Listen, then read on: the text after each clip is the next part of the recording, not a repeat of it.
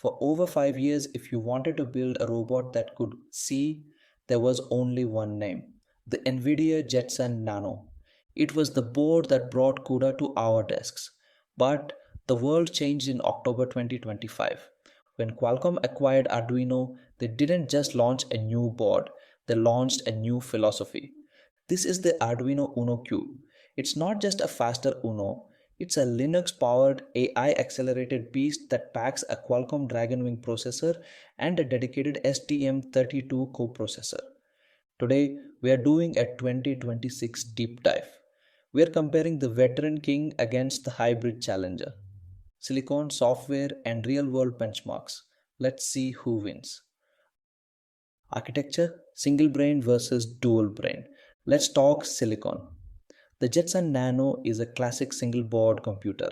It uses a quad core ARM A57 at 1.43 GHz.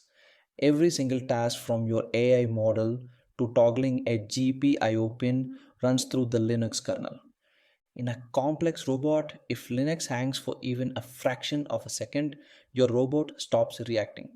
The Uno Q introduces the dual brain architecture.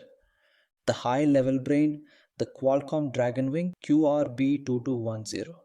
This is a quad core chip running at a blistering 2 GHz.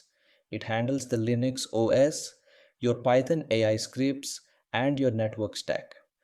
The real time brain, a dedicated STM32 running at 160 MHz. This is the game changer. The STM32 runs a real time OS Zephyr, meaning it handles your motors and sensors with microsecond precision, completely independent of whatever the Linux side is doing. It's the ultimate failsafe for robotics. CUDA versus Qualcomm AI engine. The Jetson Nano is famous for its 128 CUDA cores. It treats AI like a graphics problem using massive parallelization. It's flexible and supports almost every model, but the Maxwell architecture is now several generations old. The Uno Q uses the Qualcomm AI engine, featuring a dedicated hexagon DSP and a fused AI accelerator. While the Jetson has more raw parallel cores, the Uno Q is significantly more efficient.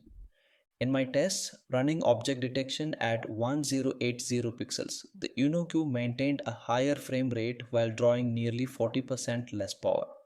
Plus, the Uno Q features dual 13 megapixel ISPs. You can process two high-res camera streams natively in hardware, something the original Jetson Nano struggles with without significant CPU overhead. Storage and reliability. Ask any maker what their biggest frustration is and they'll say corrupted SD cards. The Jetson Nano relies entirely on MicroSD for its OS. Over time, the constant read and write cycles of a Linux OS will kill your card. The Uno Q comes with onboard 16 GB or 32 GB eMMC storage. This is industrial grade flash memory. It's faster, it's more reliable, and it means you never have to worry about your robot losing its mind because of a cheap SD card. For anyone deploying a project in the field like a remote weather station or an automated farm, this one feature makes the Uno Q the superior choice. Engineering a board like the Uno Q is a massive task. Packing a 2 GHz Qualcomm SoC, a high-speed STM32, and dual-band Wi-Fi into the classic Uno footprint requires world-class signal integrity. One mistake in the trace length and your high-speed data fails. It's no surprise that the Arduino team rely on Altium to move from these complex concepts to actual production. They featured in the Altium Hall of Fame alongside giants like BMW and Amazon. And if you want to learn to design like the pros, you should check out Altium Student Labs. Just like Apple, Altium has a program to help students and makers gain the skills needed for careers at top hardware companies. Whether you're a beginner or looking to sharpen your resume, Altium guides you every step of the way. I've left a link in the description. Joining the Altium education program is a fantastic way to future-proof your career. Check it out. Software, JetPack versus Arduino App Lab. Let's talk about software friction. To get the best out of a Jetson, you need to master NVIDIA Jetpack. It's a steep learning curve. The Uno Q introduces Arduino App Lab. It's built on containers.